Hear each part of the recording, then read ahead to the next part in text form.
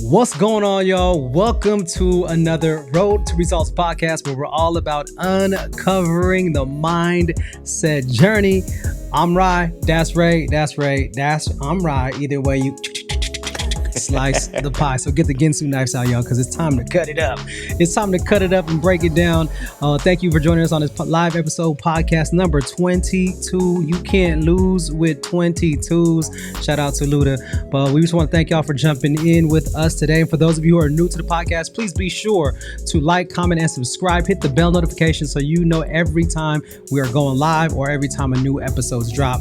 Again, we're documenting our 52-week journey in the UOU Mastermind under the leadership of Dr. Eric Thomas, aka E.T. the Hip Hop Preacher. Again, we call this volume 1. It's going to be the longest volume, y'all. 52 weeks. We are already halfway there, and it is exciting to be here with all of you. Again, we are just pouring into you as we're being poured into, like pouring in. Now we're pouring out to all of you, giving little nuggets of just our experience in real time, because we know many times there are many programs out there, many mentors, many people always wanting to sell some. And let's be honest, a lot of the times people, for different reasons, doesn't always work out, doesn't always fall through. So our tribute, our testimony to ET is like, yo, we are documenting this weekly, sharing the wins, the lessons, where the ups, the downs, and all around for each and every one of you. So we thank y'all. Ray, what's up, baby? You got something going on over there? My guy. Oh, you know. Hey, this is how little kiddos do, man. And the moment you start doing something, she come in here and she's like, she wants a snack. She wants a snack. She was a snack, man. But no, bro, this is her. We started school last week. I think we talked about it on the last podcast. The teacher was poopy. It just kind of pushed me in the right direction. So we did meet the teacher last night at her at the Christian Academy. So she starts tomorrow. So today's the last day where she just gets to chill. But as kids would do, they always come at the most appropriate time and ask for a snack. But, hey, I just want to say, hey, welcome everybody that's here. Appreciate y'all who actually dropped the questions. We got them. We will answer them as we roll through this. Yo, Kamish, brother, welcome. Welcome to the fam, man. I didn't know you was here, bro. Appreciate you. Dari, Janine, always there. My sister, Melissa, soon to be the COO, CEO, whatever. Let's go. Right, hey, that was dope yesterday, man. The book boss lady. I'm gonna say that right now. I'm Melissa Thomas, aka the book boss lady. But yes, it is great to see everyone on here. And again, for all of you who are new, please, if you'd like us to share your amazing profile picture and your identity on the screen here, Facebook users, what I'm getting, because I'm using Ecamm. Ray probably sees someone different, so he'll make sure to shout you out. But yeah, bro, no, it's been a blessing, and it was crazy just to say that. Like, we are almost halfway through this program. And it is really really has been eye-opening. It's been a stretch in our prayer before we get on. We always got to give thanks to the man up top, and just for the words and the strength. But I remember in your prayer today, it was like, yo, we're being stretched like Jesus was stretched, and you stretching us in ways to grow, to just continue to do his work, to be his light. So if you are in the UOU Mastermind, you part of the pack, we know whether you're cohort 1, cohort 2, the stretching is part of the process. All right, you got to stretch to be part of the process. I love what ET said when he talked about just doing sports.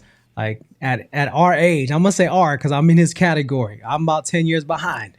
But if we don't stretch and we get out on the court, or we try to do something physical without stretching, it's not gonna end up well. It's not gonna end up well. So hey, that's how I tore my Achilles. Exactly. It said nope, we not running today. And just And in what's it called, bro? Before we even get started, like, shout out to all of the Extreme Execution family out there, newly certified, just certified prior. Like, I had to rock, I had to figure out a fit, to match the hat that made sense. And we all, since we just came out of the EE weekend, and everything we do is extreme. Everything we should do, I should say, should be on an extreme level, extreme accountability, extreme execution. Last night's session, extreme relationships, extreme measures. I'm gonna just let that sink in for those of y'all who are on the call. We'll talk about that in a little bit, but I think we can even just kind of tie that underneath all of what we shared today, Ray. So yeah. Before we jump into these questions, anything you want to share, Ray, before we kind of just dive into some of these questions here from our fam? I don't know if there's anything specific, man. I mean, I'm just excited to be back on here. These questions, well, they'll end up rolling in the topic, but yeah, these relationships, the relationship call yesterday, and like our first question was from our good brother Marcus Leslie, on how we met. Again, relationships, not just any relationships, ones that are going to be mutual, so mutually beneficial. Not looking at it from a selfish standpoint, but just I see value in him, that dude right there, that dude, bro, Rhy. I see value in that guy. So let's stay connected. I don't know what it is specifically, but the only way you can do that, bro, extreme execution, understand who you are and what value you bring and what areas you need some value added to you. Exactly, Mr. Cheesecake himself. Mr. Cheesecake himself. Got to see him. Hey man, we'll say that refers. This is I had some feelings about it. Me and Marcus were trying to connect while I was there. Talk some real estate stuff and just schedule, just everything that was going on, meeting up with Carl, meeting up with the mastermind fam, going to the events. So he was able to swing by. Finally, was like, yo, he was like, he's going to show up on that last Monday that we were there. And, man, we were supposed to be the whole weekend, man, like trying to connect, missed each other. He even came to service on Saturday, but it went a little bit longer. He's like, hey, man, I got to go. So we didn't get to talk then. How about Mr. Cheesecake himself showed up with what he does, cheesecakes. But because I was engaging in relationships, I missed out on them cheesecakes. Oh. Bro, that hurt my heart, man. I saw him and I was talking to him, and I started to notice, like, once he left, I saw people like walking around with, someone had like the coffee cheesecake that he had. Someone had like the regular one. Someone had like the strawberry. And I was like, I saw Francisco over there killing a cookies and cream one. And bro, I was like, hey, that's Danielle's favorite. That's actually Danielle's favorite. For the record though, when we came out for UOU, we had our own personal. Let's be honest. We was blessing, yeah, but that was the people at the hotel. We're not talking about that. That was May. That was May. Bro, I'm talking about August 2023. He's talking about right now. No, I'm talking about right now. Like he showed up, man. I didn't even know he brought anything. Bro, that was me and Danielle last year at 120 in Chicago. He brought cheesecakes to 120. And when he saw me, he was like, Rhy, pull up. Get Danielle, your daughter. Y'all are here. Bro, by the time we got to him, he had that look on his face. He was like, bruh, my bad. That look where you just kind of like, bam, my bad. I just gave the last one. And I was like, we missed out. That was like, that's on our bad. But again, but I'm just saying. Before we get serious, I was like, yo, we've been trying to connect all weekend. And you finally show up. And I'm not saying he didn't want to see anybody else. But the whole reason he was there was to chop it up with Ray. I'm not being selfish. But at the same time, yes, I am. Yeah. How did I not get a piece? I did not get a cheesecake. I love cheesecake, y'all. So anyways, but yeah, we'll move past that. Yeah, So shout out to the community and the way the community shows up, right? Like y'all who are with us during the live recordings, thank y'all for showing up. The way y'all engage with us, thank y'all for showing up. So just to go back to just to kind of wrap up a question from Mr. Leslie, Mr. Leslie himself, Mr. Cheesecakes himself. Yeah, Ray and I met at Phenomenal Life 2022. Did not know each other prior. We actually met on the bus on the way to an excursion. He was with our boy Rob. What's up? Shout out to Rob. Say his last name for me because I don't want to mess it up. Last name Hokag. Yeah, so shout out to Rob. I call him Boothang. Boothang, all right, Ray's Boothang. And so we saw each other there, and I was like, all right, so what's up to the homies? And then, but what really had me drawn to Ray, I'm gonna say this, what really had me drawn to Ray, which is what led to where we are today, was the fact that I think a lot of us were just hanging out in the pool, and then him and my wife Danielle were chopping it up. Makes sense, right? Pilot to pilot. And they were like in the pool for like 2 hours chopping it up. Like in combo. My wife is a pilot and a high air traffic control. Y'all know the combination. She's either fooling with you or she's not. So the fact that y'all were, having a good time, and I was like, so, how was it, or how is he? I was like, 'cause, we didn't really talk much. He was, oh, he's a good dude. He's really smart. He knows what he's doing. It's like, do you vibe with him? She's like, yeah, I vibe with him.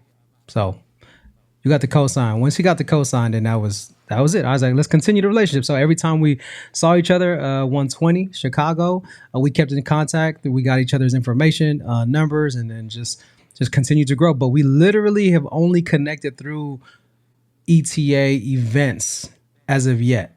We're gonna break that cycle soon and start doing some Rhy and Ray, Ramirez Jones adventures, in the near future. But nonetheless, it all rooted and is sprouted with strong foundation through ETA.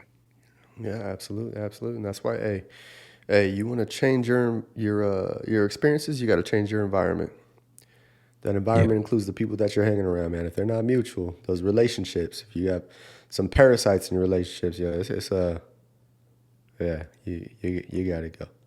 That's it. It's got to That's go. it. So, which kind of actually goes into the next question. Shout out to Joshua Brown, right? Joshua Brown says, R2R, here's a question. Sometimes I struggle with having the motivation to get up and get after it. I understand the importance of diligence and drive, but sometimes my emotions don't align with my grind. Most of the time, it happens at 4:45 a.m. in the morning or at 2:45 p.m. in the afternoon. So when I'm not feeling it, quote unquote, what do I do? What do I do? So I'll just based off the last question or what you just shared, environment, number one, right? We know that motivation is key, but I always would say motivation and support go hand in hand, because you could have all the motivation in the world, but if you have zero support, it's not going to go far. Or vice versa. You can have all the support in the world, but with no motivation, the needle still isn't moving. So in terms of finding the environment, even if you just had one accountability partner, you said 4:45 a.m. and 2:45 p.m. So if you know those are your times where you lack, then who can you reach out to? Who can you call? Like literally, you are aware of your gaps. So let's see who you can contact and who can keep you accountable when you're having that feeling, or who can you think of at that time. Put a reminder on your phone, whoever's important to you, whoever you're doing this for, like have that picture pop up. But I will say this, like for me, the other piece I'm going to bring into it, which is a whole different piece. Is there something physically that's happening at those times of the day? Right. And I say this because sometimes that 2:45 piece reminds me of like after lunch, like FMH, we used to call, right? The fat man's high, food coma. Like, is there a lack of motivation because we just had a big lunch? It's after lunch and I'm losing all the oxygen from my brain and now I'm shutting down? Or do I take a lot of caffeine and stuff during the day and now I'm starting to dip? Right. So there's two pieces there that I would actually look into. One is during those times of the day where you really struggle with motivation, then this is where we got to get support. Fill it with support. Fill it with support. Fill it with support. Find support. And number two is looking at your again, eating and what you're taking in, your nutrition, if you're taking coffee or not, all those different things I also play a factor in energy. So that's just my 2 cents on your question there. What say you, Ray? What say me? I keywords I'm gonna key in on. I skim through it as we do as pilots. Emotions. Emotions don't align with my grind because your emotions have no place in it. Hold on. Say that one more time for the people. Your emotions don't align with your grind because your emotions have no place in it. Understand the statement of what grind means. Like let's think of like a mortar and pestle. If you don't know what that is, that's that little concrete bowl. You got a little crushed thing, like crushed pressure, consistent movement, friction, all those things. Like your emotions have no place in it. And then the other part that we always go to, Mr. Rory Vaden himself, enjoying it isn't a requirement for getting it done. So when you put your emotions into something that you know you need to get done, joy is not a part of it. When you understand that and you know why you're getting up, I know why he's getting up. Josh is he's my student pastor over at my church, man. And I know what he's doing. I know he's got a lot of stuff, but enjoying isn't a requirement for getting it done. And that's one thing that I know that we all struggle with. I have to remind myself. I mean, that's the same thing. We kind of jumped into Christina's question there, but like the real estate piece, like that's not something I ever really enjoyed, but now I'm starting to do these webinars because that's what actually moves the needle with what I'm actually trying to get done. I don't enjoy it, but it moves the needle in the direction. So when we look at those two things, okay, whether it's 4:45 in the morning, okay, take an actual physical catalog. What is happening during those moments? 4:45, pretty sure you're just getting up. I think he's got he just turned 1. He's got a 1-year-old that's teething pretty good. So obviously you're going to have there's some sleep that's not happening as fluidly as you would like to happen. Okay, there's that. And then at 2:45, I love, man, that fat man's high. I'm never going to, I always tell people, you don't have to go to these conferences or listen to these podcasts and take everything away. That's probably the one thing I'm going to take away from this podcast is fat man's high. I typically, FMH, man. I typically don't remember what we talk about until, you drop it again 4 weeks later. I'll remember that one. I'm going to be looking forward like this. Just hey, that was real though, because he said that time. I was like, oh, that's the time I usually, back in the days when I was 350. When I was pushing 350, like, bro, I was... Say that again. I was big homie. I'm going to throw some pictures. I'm going to see if I can throw them. I was big homie, 350, just enjoying life, making a lot of money, eating a lot, bro. And I just remember at that time, it was like con creme meme time, bro. We call that meme time because it was like, you eat good, it's time to go to bed. If it ain't real, it ain't right, man. Yeah. Shout out Mac Dre. But yeah, no, I think you're right. Right? Like, it doesn't, non-negotiables what came up when you said that, because feelings don't care, right? Like your feelings don't matter in a lot of situations. They matter, but they don't matter. Yeah. And knowing to distinguish when they matter and when they don't. And like I'm a believer, I'm the feelings guy at school. I talk about feelings all day. That's my job. But my message is, don't let them take you over. Number one, like take control of them. And at the end of the day, let your feelings drive you, but don't let them take you over. Yeah. And I think that lastly, before we move on from that, like just the last piece too, is like, I mean, sometimes, I've taken, let's be real, like I've taken a decent hiatus from our accountability calls. It just wasn't serving me through the day-to-day, through the long, like I wasn't seeing like, so there's, I'm probably going to jump on it because yesterday was probably my last time being live on the on those conversations. But as far as the Monday night calls, but these accountability calls, if they're not serving, I'm just up and now I'm just tired by like noon, 1 o'clock. Does it really make sense to continue doing it if I'm not specifically looking for something out of those calls? Because I know what I'm going to be doing to push, and I know like Melissa said, like having an accountability partner is key. So we check in with each other. Hey, what's going on? How you doing? Jazz hit me up earlier. Hey, with everything you got going on, like, what's up? Anything you can help with? Like when you have people and they know, like we tell people what we're doing. That's part of the accountability. When you tell people what you're doing, what you plan on doing, tell people that you know are going to hold you accountable. So when they ask you, don't be like, it's none of your business. But take catalog of things. Sometimes if I'm just tired and I'm doing things because I said I was going to do things, but it's just making me tired. Like that's what we were talking about, the what is it? The negative return thing. Sister Melissa, how was out here? How was that? When I'm continuing to do things over and over and over again, and at this point it's just providing negative returns. Ooh, not law of diminishing returns, is it? That's the one. Yeah. Law of diminishing returns. At some point, if you're continuing to do things that initially were helpful for you, but now it's no longer serving you, take out, like, hey, understand, hey, I've got a 1-year-old that's teething.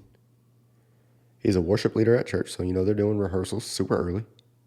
He's also a student pastor, so they're doing like stuff like we're going back to school, so like he's got like student one night. Still got family time. Still trying to get that fitness life in. All these things are going on. So at some point it's like, okay, maybe I don't need to be getting up at 4:45 every single day of the week. Maybe I need to give myself a little bit of grace and but when we combine those two things, emotions and the grind, nope. But I'm with that. I'm with you on that. And as a high flight attendant, I am the first to admit that my feelings were my preference, and they still are my preference. However, because my awareness is getting, again, it's all about developing that self-awareness to get to self-mastery. I'm learning where my feelings have gotten in the way. So speaking to Janine's question, like, how do you get out of your own way? Well, know your preference and know what's killing your growth. No, because if you're not growing, you're dying. And so I started realizing my feelings is what got in the way. Here's a perfect example. So I do contracts because I don't have a huge team. I got a couple of them, building the team as I go. So I will be in the room setting up, with a principal or a decision maker, and that's my jam. Like, get me to the table. We're gonna seal the deal. Like, because I'm gonna hear what you need, and I'm gonna share with you how I can deliver that. And then we start getting into some of the details, and we get into price. So my feelings are like, well, I'm nice. I'm like, I would do it for free if I could. Danielle knows that, which is why we want to outsource this to someone else, because even when I was sharing some of my rates with someone who's coming on, they're like, why is that so low? And in my mind, in my feelings, is like, well, because I feel like that's fair. And she's like, well, have you done your research on what people are charging for the kind of work you're doing? Right. But my feelings for the people, and here's kind of where I started getting out of these feelings, were like, well, I got to stop thinking that I'm actually asking the principal or whoever is hiring me that it's their money out of their pocket. See, my feelings thinks I'm taking it from somebody's personal account, or like, oh, maybe this table.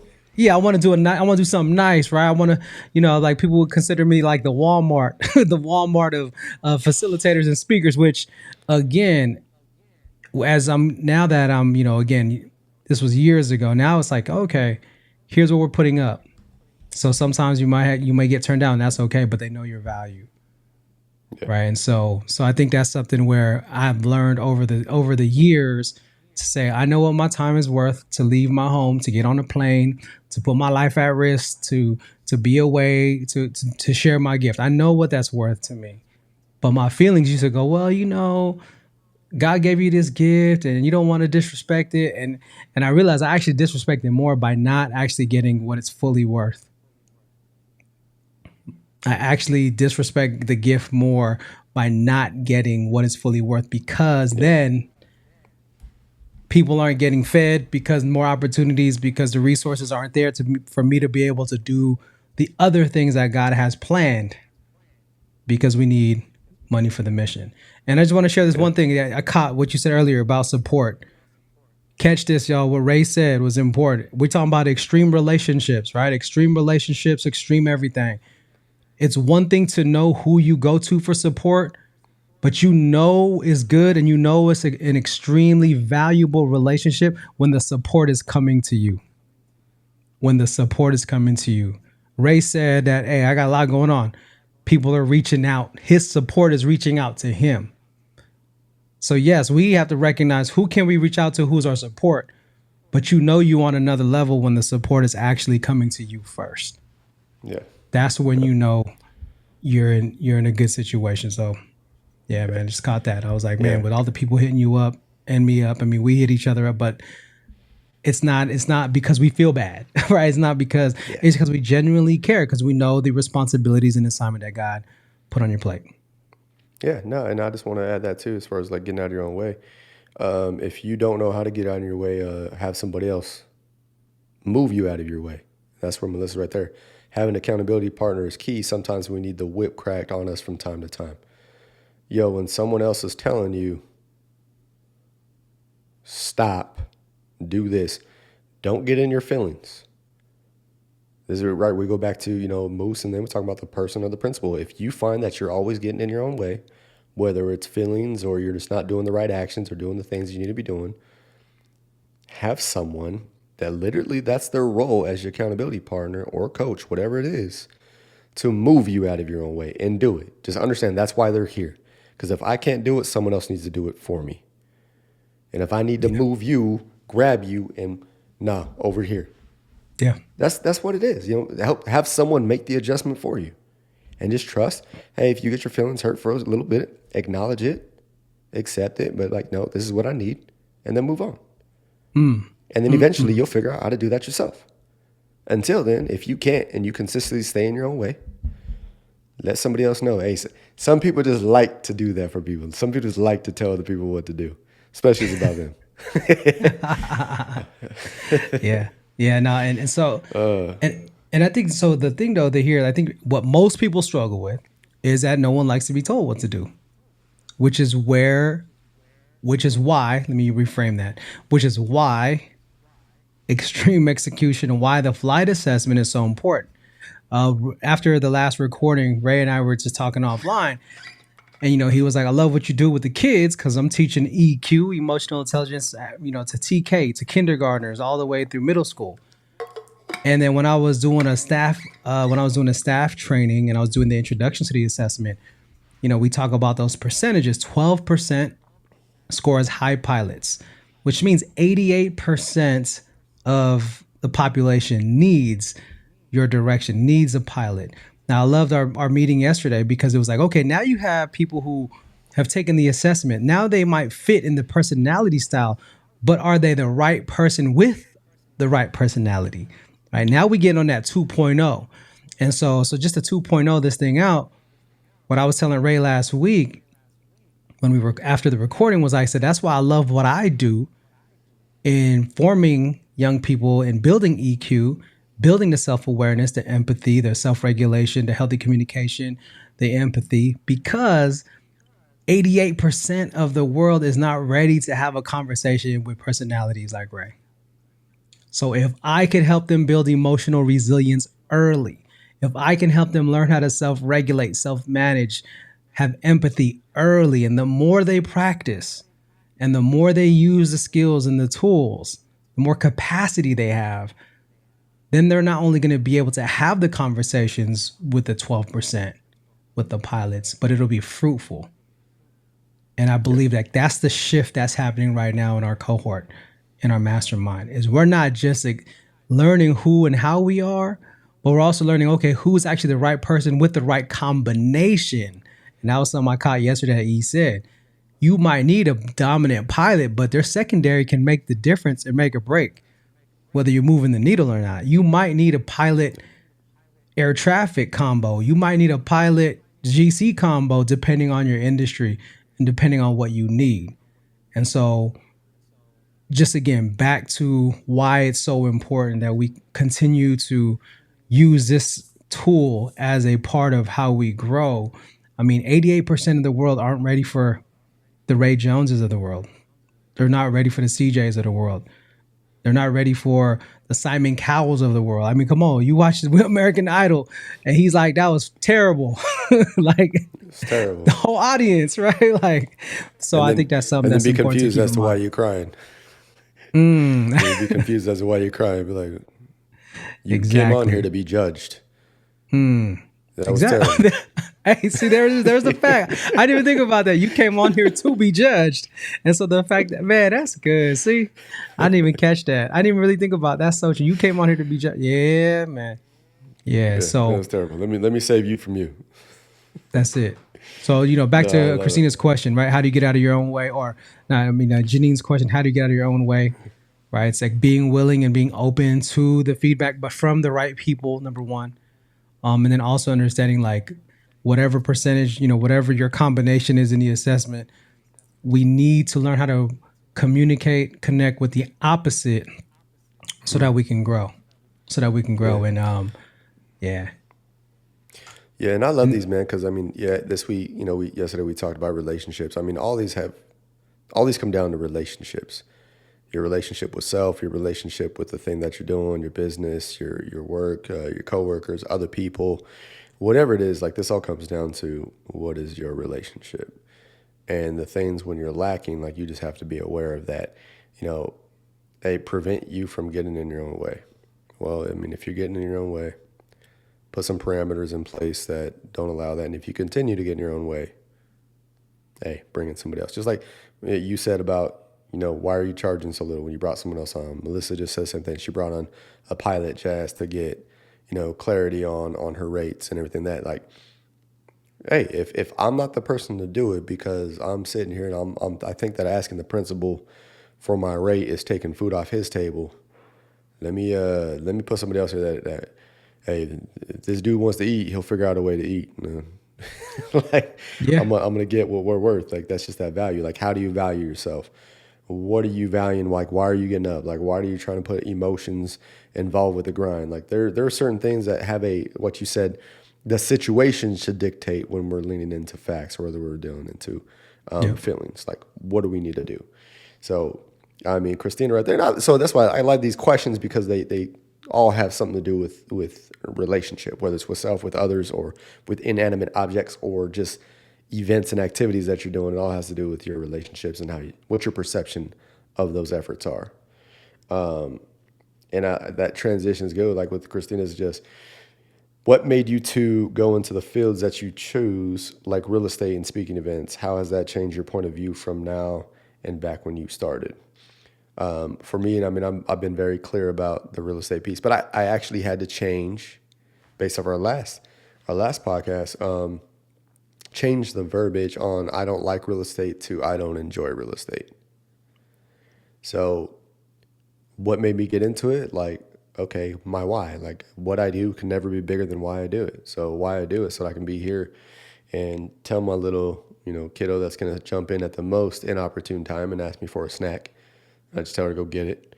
But so I can be here, so I can be present, so I can drive her to school every morning, so I can have lunch with her during the week, so I can pick her up from practice. All those things, like I don't have to call into work and ask somebody if I can leave or that I'm going to be late. So I don't enjoy it. Like, that has nothing to do with why I do it, though, and it never will be.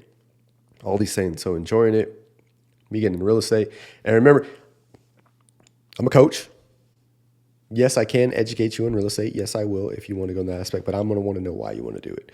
So even though that's what it's done, Josh mentioned diligence earlier, the diligent hand. Your gift shall make room for you. So my gift, for whatever reason, it seems to be that I understand the conversation and just the whole business of real estate in a certain manner, but I don't enjoy it. But that's my gift, is just to have that. We talked about pilots having that big picture vision. I'm able to see it for what it's worth.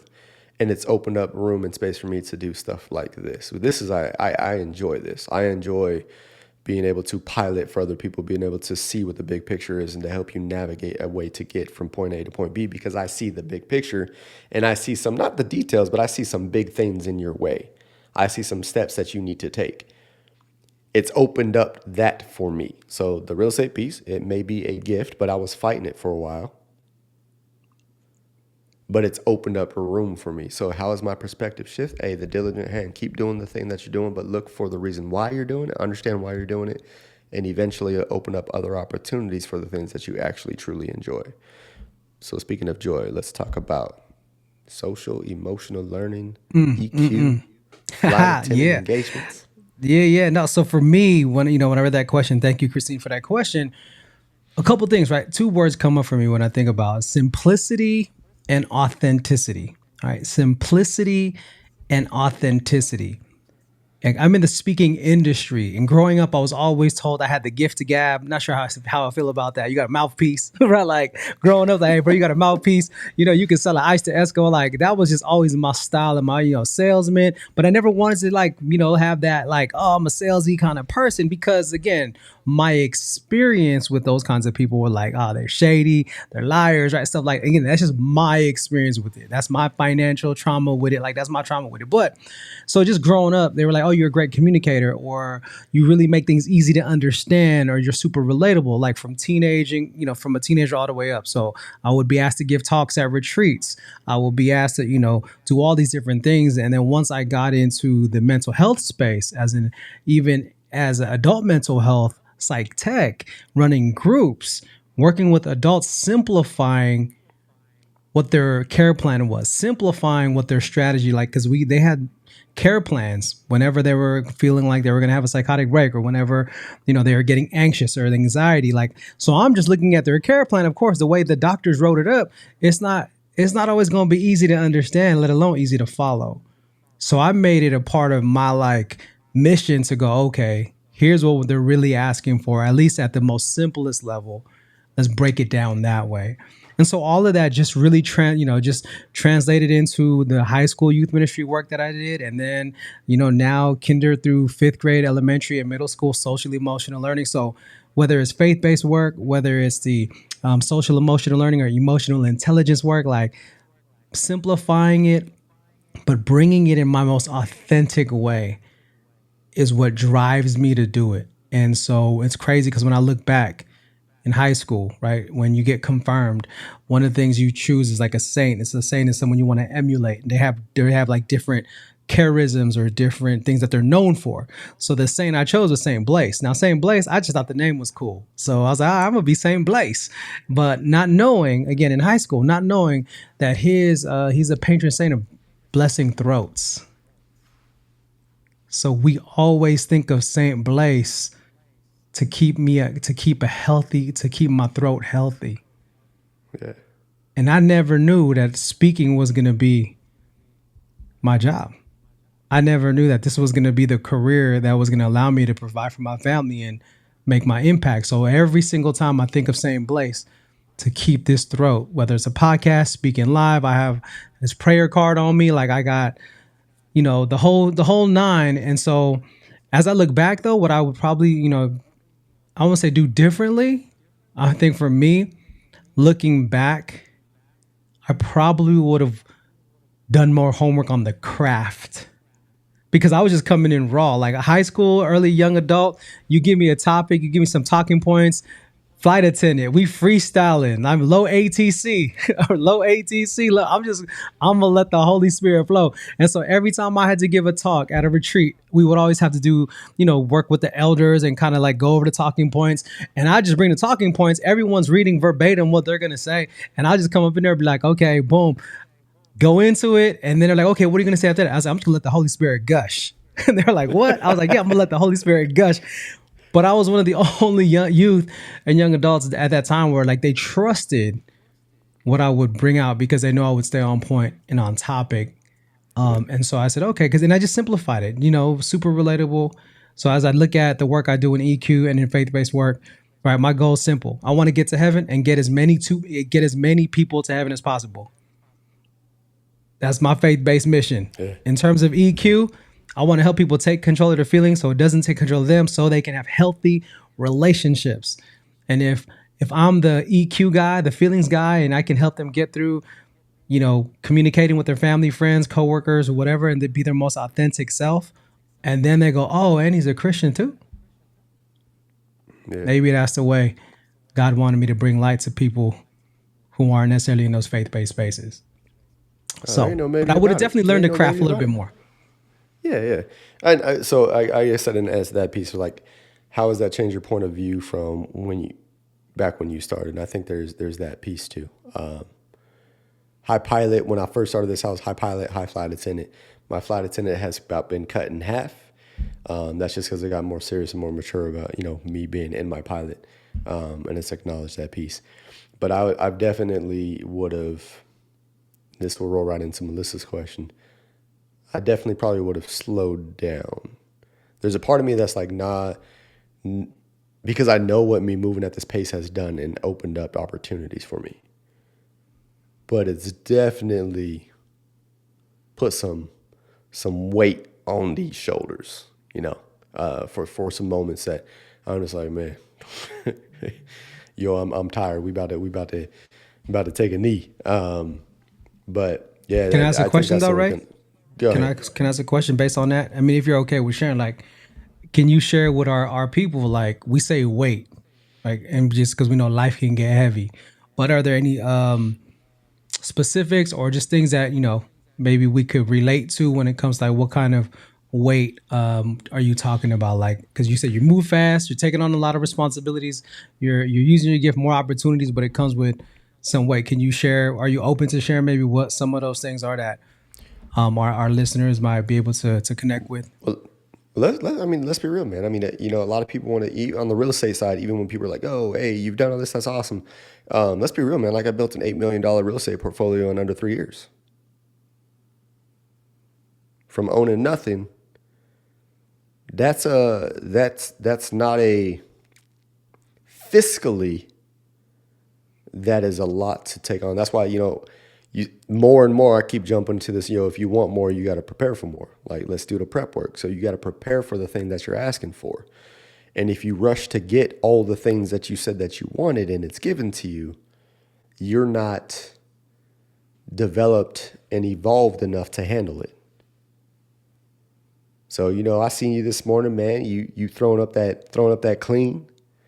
If I throw some weight on the bar, man, and it's and I've never trained for it, I'm gonna say the squat rack, because most of us probably get it off the rack. But if I threw a decent amount of weight that I've never trained for and pulled it off the rack, I could probably stand there for a little bit. But the moment I start bending them knees, gravity's about to take over.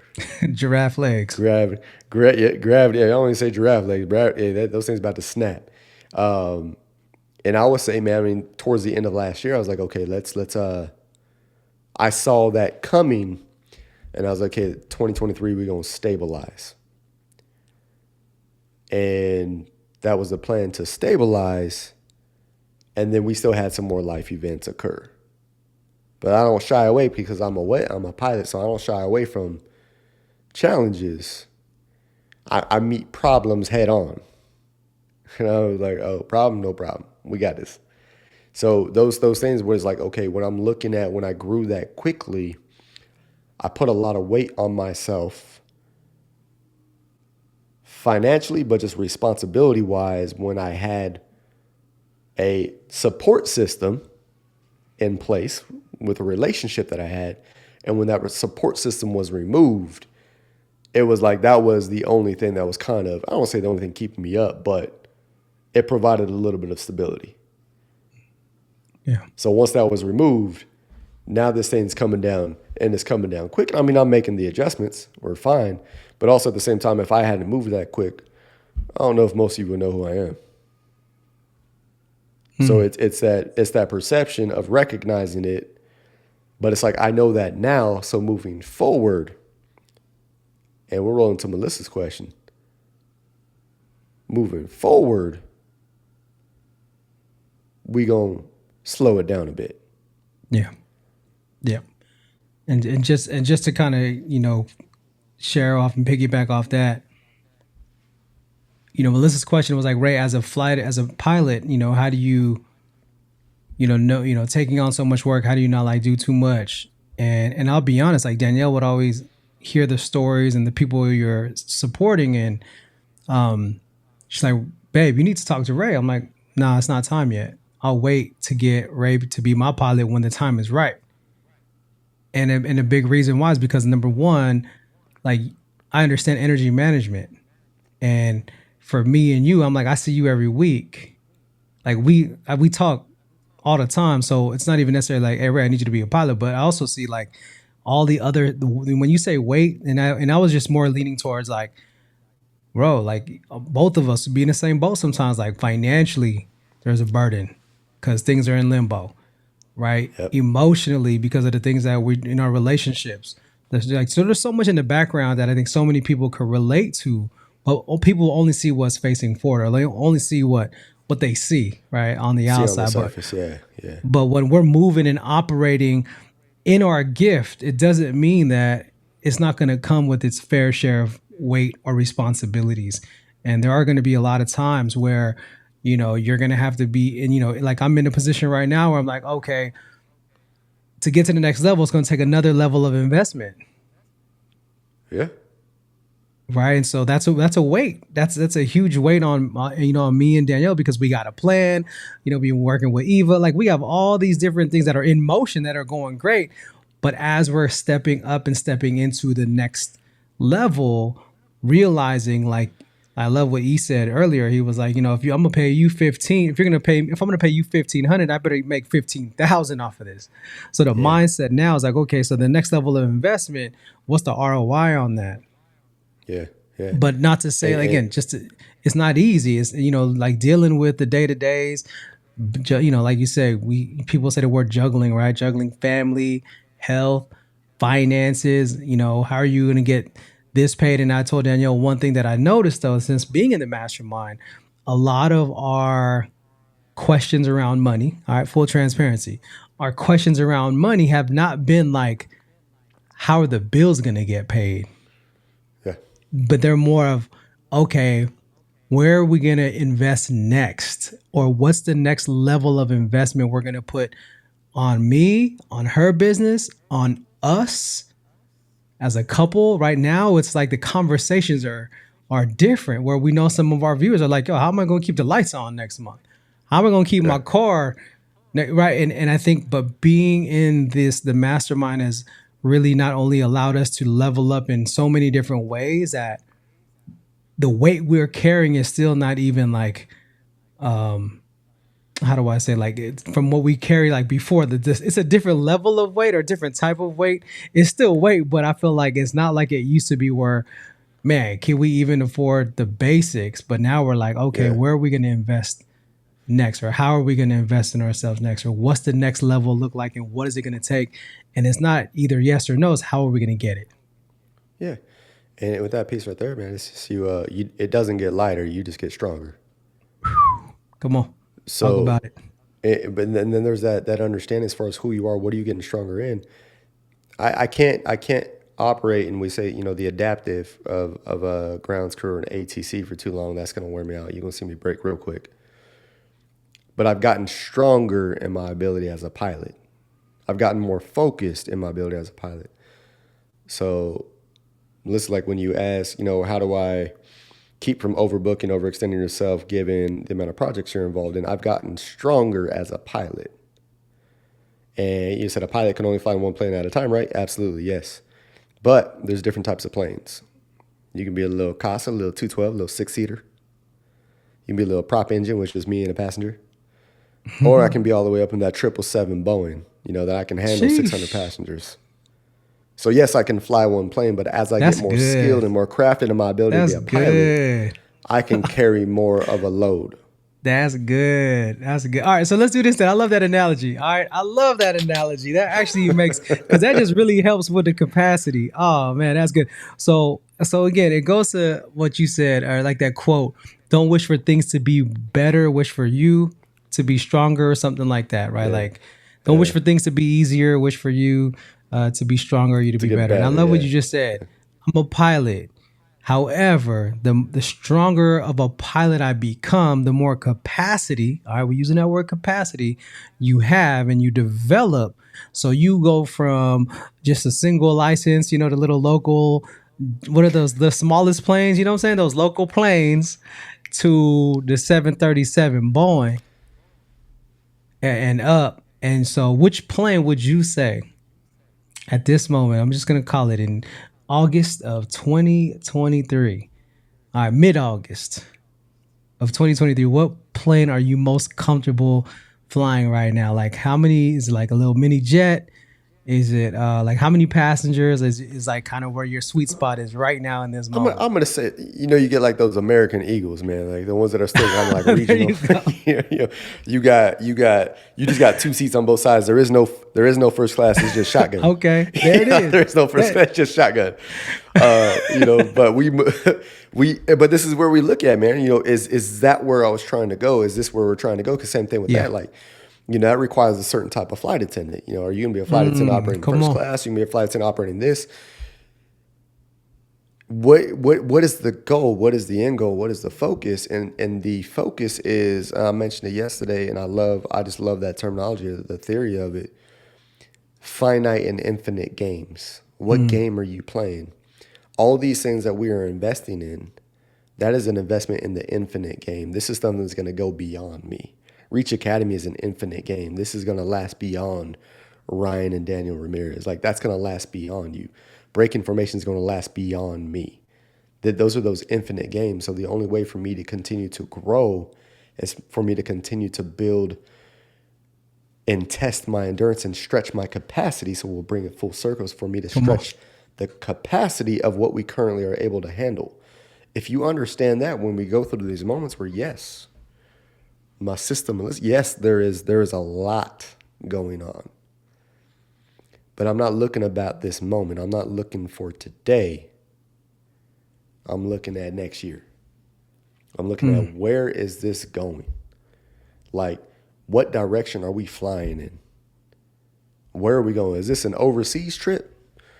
Or am I going from Austin to Dallas, which is a 45-minute flight? I love that. Come on. Hey, y'all, catch this, y'all, for reals. We just took the flight assessment to a whole nother dimension. I'm not saying it hasn't been done already, but at least with Ray and I and our audience today, what is your capacity at the position you have? And I think back to what we're saying, most people are still on the ground floor outside the plane, still looking at where they even belong. Right? Some pilots are just still looking at the thing like, should I do that or this? Right? Like, not sure, but you are already like, yo, I got me a little American Eagle size, hey, shout out. Those American Eagle planes, I will say on a side note, they don't always got the smoothest landings, but we get there. All right, but we get there. But I love the fact that, so as a flight attendant, shout out, thank you, Melissa, for the love. She said I'm a first class flight attendant. I think I would be too. But the question is as a grounds crew, as a flight attendant, as an air traffic control, what is your capacity? Meaning, what plane can you comfortably be on right now with the intention of moving forward? Can you just handle a couple rows of first class, or can you handle a whole section? Can you handle the size of the plane? And how we gauge that is energy. How we gauge that is efficiency. How we gauge that is, are we complete in all the pillars? In all the different ways, right? So I think that's a great way to gauge where you are, even once you have your, again, self-awareness, once you have your role. Now it's like, okay, what is my capacity though? Am I getting on a 737 when I really should just be on the little American Eagle, right, plane? Or, or am I somewhere in between? Or where is my energy most efficient? I mean, same thing with grounds crew, same thing with air traffic controllers, right? Like finding out what is the actual capacity you can handle at this moment with the intention of getting stronger, of getting better. And then I love what you said, Ray. I caught this last piece. And then making sure you're on the right plane with the right destination. Yep. Because capacity doesn't always mean bigger or more either. It might mean the same plane to a longer distance. Ooh. Or it might mean a bigger plane with a shorter distance. So being mindful of what plane you're on, what's the capacity of the size of the plane, what is the distance of the trip, like get the formula that's going to find you. And that's why everyone's path is unique. That's why everyone's path to growth is going to be different, which is why we love the assessment. So yeah, and let's just address, because we got a minute here in this conversation too, for the GC and the ATC, for the grounds crew and the air traffic control. It's not necessarily about, for you, it's not necessarily the plane. It's about the airport. The size of the airport that you're serving. So we've been to Atlanta. Those grounds crew, man, they be hustling. That place is just go, go, go. So as you grow your capacity, you're growing the size of the support system and structure that you're actually rolling with. You might not want to be an ATC on day one flying from Hartsfield International. Might not be the place. You might want to go over here at Killeen Regional, where we got 3 gates. Hey, we got 8 here at Greenville, South Carolina. I love mine. Yeah. So go from 3 and then go over to Greenville. You got 8, and then maybe we'll go to Dallas. We won't go to DFW. We'll go to Dallas Love. Where they only do Southwest, and then you can go. So like it's understanding even in your support systems and even standard operating procedures, understand when you start building up to certain, it may be one day I want to be flying this jet. Maybe one day I want to be operating the tower over at Atlanta Hartsfield. But if you go on there day one, you've never had any experience anywhere else, some stuff's gonna happen. Not the good stuff. So so for we might just throw this whole thing, man. Just we talk about environment. There it is. Talk about environment. For the FAs and the pilots, what size of plane are you on and which one are you trying to be on? For the GCs and the ATCs, what airport are you servicing? And which one do you want to service? from a hypothetical standpoint. Yeah. But understand, if you want more, you got to prepare for more. That individual development, the assessment, the awareness, the growth, the environment, your community, everything else becomes the prep work. And if you just embrace the prep work, you've embraced the road to results in that mindset journey. That's it, y'all. That's it right there. And underneath all of that, our main topic today was relationships. Once you figure that out and you build the relationships with your flight crew, you build those relationships at your airport, then you build those relationships with your guests, with those that are flying with you. And we soar into new levels. That is the road to results. Anyways, family, we appreciate y'all again for being with us on this episode number 22. Again, for those of you who are catching this on the replay, please be sure to leave questions to any of our videos, and we'll be sure to do our best to answer those questions for the next episode. But we'll make sure we will put it in the queue. So thank y'all again for your time. And as always, like we say, don't just go with us. Grow with us. Let's go. Love y'all. Love y'all. Take care. God bless. Till next week. Peace.